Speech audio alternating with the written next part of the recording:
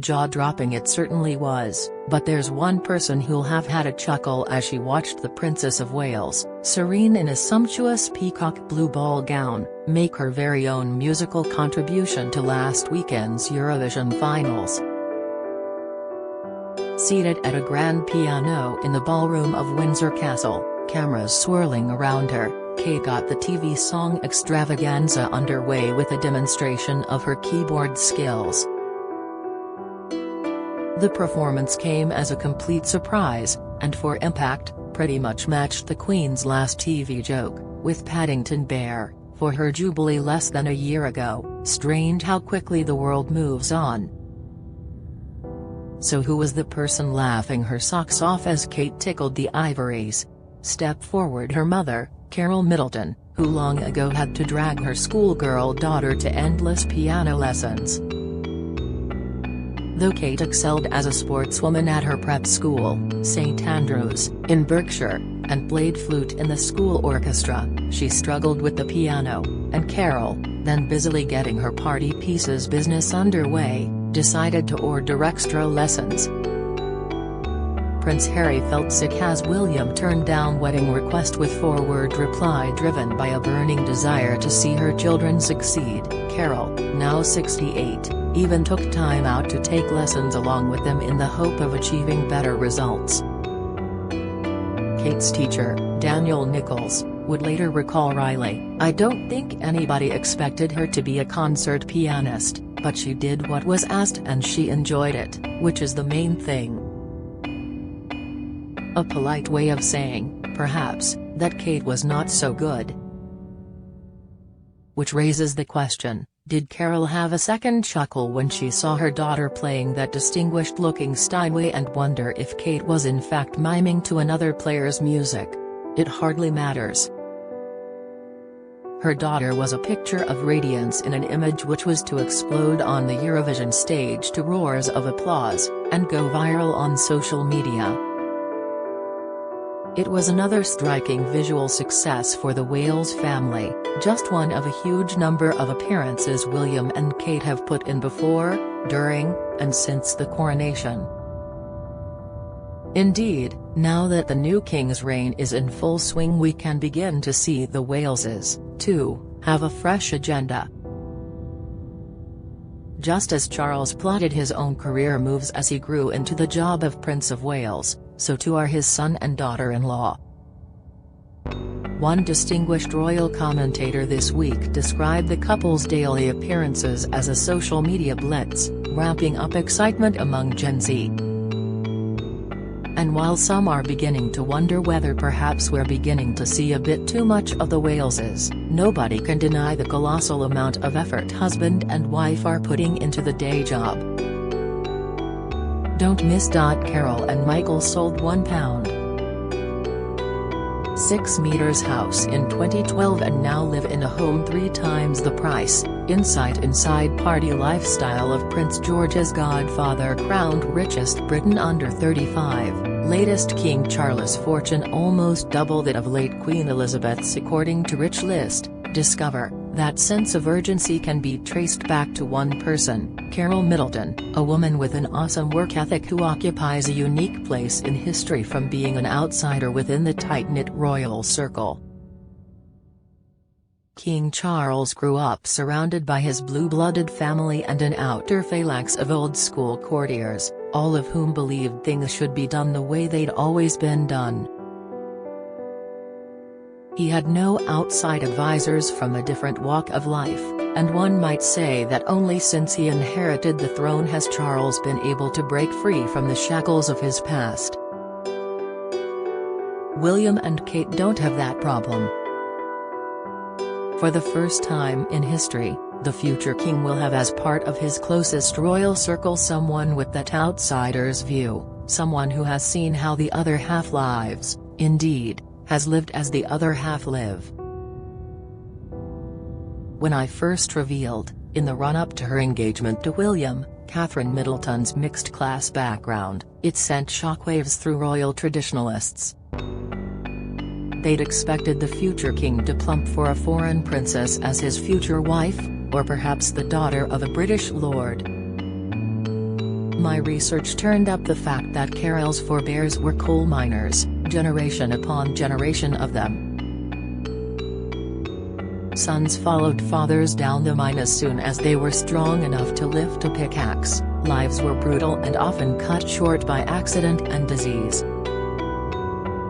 Carole's people were among the poorest, living in modest cottages in the northeast of England without running water, electricity, or indoor lavatory.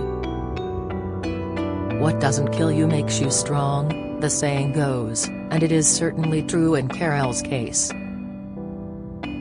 Her great-grandfather, already fatherless, worked down the pit from the age of 14 until his death at 60, but her grandfather broke the cycle of premature death by heading south to take up a job as a carpenter.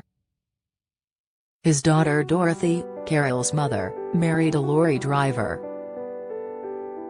So Carole was born working class, and saw life from a very different perspective. She still sees it from that perspective, even though today she lives in a manor house in Berkshire and is a welcome visitor to every royal residence. She never lost the work ethic drilled into her by her parents and grandparents, and as a new mother with baby Catherine in a pram, realized the difficulties that similar overworked mothers faced in trying to put together birthday parties for their growing children. Party Pieces was born at dead of night in the garden shed of the Middleton family home. When Kate and sister Pippa were tucked up in bed, Carole would work away assembling made-up party bags and take them along to the local preschool group to try to interest other mothers, writes Kate's biographer Sean Smith. Their positive reaction gave her the confidence to go on. Carole's was the driving force which turned Party Pieces into a multi-million-pound business, despite the occasional sneer from snobs, jealous mothers and columnists looking for something to write. Her pre-marriage job as an air stewardess gave rise to further snooty remarks, and as Carole moved towards the grand social position she now occupies, that outsider view stayed with her. When William came into Catherine's life, friends say, it was as if the prince had finally found his home. Princess Diana had been dead for nearly 5 years, and his father was permanently busy. The Middletons had all the time in the world for him, and slowly the prince's wound started to heal. That was more than 20 years ago, and since then, the relationship between mother-in-law and prince has grown closer and closer. Indeed, it's possible to see the shrewd eye of Carole Middleton behind William's many appearances without a necktie, something Charles could never have contemplated in a month of Sundays, and his many other examples of studied informality, striking just the right balance between being royal and being accessible. And, just as she moved up from the working class to the middle class, so Carole has encouraged William and Kate to step down from the lofty heights of castles and palaces into a more comfortable place socially. Experts, too, sense the counsel of Mrs. Middleton in the announcement this week that William wants a different coronation from his father's, one that looks and feels different. While the May 6 ceremonial was the spectacle everyone hoped it would be, commentators worried whether it could ever be repeated. Would it have any relevance to the younger generations of tomorrow? Or would such grandeur and pomp alienate future subjects? If William needed to ask anyone how to cope with that one, it has to be Carole. Her toughness and shrewdness have brought her a long way, but at some personal cost. So Carole will have been relieved this week to have sold the Party Pieces empire she built up with husband Michael, 73, to Essex entrepreneur James Sinclair, after facing significant operating difficulties during the pandemic. Friends revealed the couple were planning to step away from the firm to spend more time for family, gardening and travel. And now she's free to devote her time to the even more important job of providing backup and support for her daughter and son-in-law, and, as the only grandmother of another future king, Prince George, to him, his sister Charlotte and brother Louis. Which raises the question, what recognition can William possibly give his mother-in-law by way of thanks when, in time, he inherits the throne? In recent weeks I've heard speculation that, as King William V, he could name Carole Middleton as the new Queen Mother. That ancient title is generally given to the mother of a sovereign, but few have been as supportive than Carole since 2001, when she first invited the future king into her home. The Middleton matriarch will also be the mother of a queen, Catherine, and so doubly qualifies for the honor.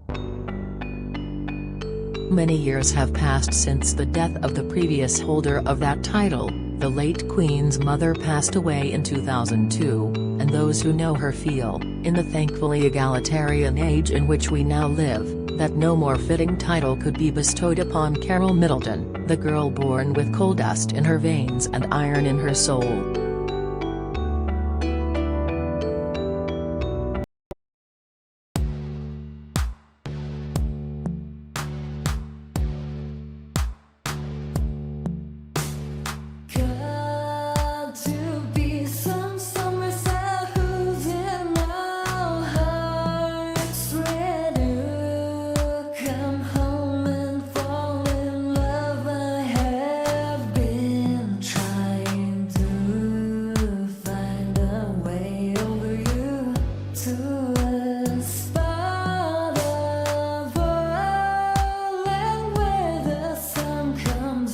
From above, now take